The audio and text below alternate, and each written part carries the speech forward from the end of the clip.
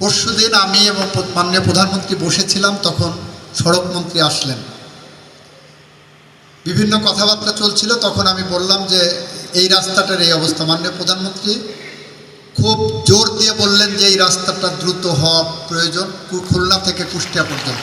দ্বিতীয় পদ্মা সেতু আমাদের স্বপ্নের পরিকল্পনার অংশ। মিনিস্টার সাহেবের নলেজে এটা দিই, অলরেডি তার নলেজে দেওয়া আছে। আশা করি এটা দ্রুততম বাস্তবায়নের দিকে যাবে। দ্বিতীয় পদ্মা সেতু আমাদের স্বপ্নের পরিকল্পনার অংশ। তবে একটা জিনিস আপনাদের মাথায় রাখতে হবে, আমাদের অর্থনৈতিক অবস্থা, দেশের মধ্যপ্রাচ্য যুদ্ধ, তার ফলাফল, এই সব মিলে আমরা এই ব্রিজ করার মতো ইনফ্রাস্ট্রাকচারে ঢুকলে আমাদের কর্মসংস্থান, আমাদের শিল্পায়ন, আমাদের অর্থনীতির চাকা ঘোরানোর জন্য অন্য যে পরিকল্পনাগুলো, সেটা বাধাগ্রস্ত হয় কিনা সেটা আমরা পরিকল্পনা করে দেখছি। তবে দ্বিতীয় পদ্মা সেতু আমাদের স্বপ্নের মধ্যে আছে।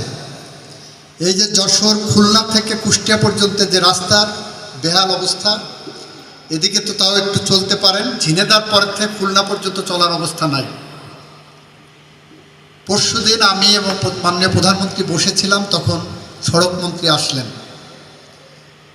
বিভিন্ন কথাবার্তা চলছিল, তখন আমি বললাম যে এই রাস্তাটার এই অবস্থা। মাননীয় প্রধানমন্ত্রী খুব জোর দিয়ে বললেন যে এই রাস্তাটা দ্রুত হওয়া প্রয়োজন, খুলনা থেকে কুষ্টিয়া পর্যন্ত। এবং সড়কমন্ত্রী সেটাতে সম্মতি দিলেন যে স্যার, এটা আমরা যত দ্রুত সম্ভব বাস্তবায়নের দিকে নেব। ফলে আমাদের চিন্তার মধ্যে, আমাদের স্বপ্নের মধ্যে, আমাদের কাজের মধ্যে যতটুকু সময় আমরা পাই, সেই সময়টুকু কিন্তু আমরা এই উন্নয়নের জন্য কথা বলছি।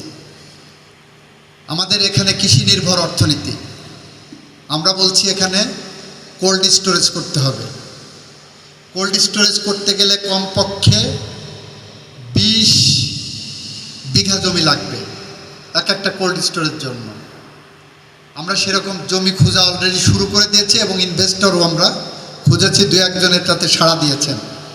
তারা কোল্ড স্টোরেজ খুলতে চান। সরকার থেকে যদি সাহায্য করে, এলাকার পেঁয়াজ, বিশেষ করে পেঁয়াজ সংরক্ষণের জন্য কোল্ড স্টোরেজ প্রতি জেলায় যাতে হয়, সেদিকে আমরা মনোনিবেশ করার চেষ্টা করছি এবং আশা করি সেটা আমরা সাকসেসফুল হব ইনশাল্লাহ।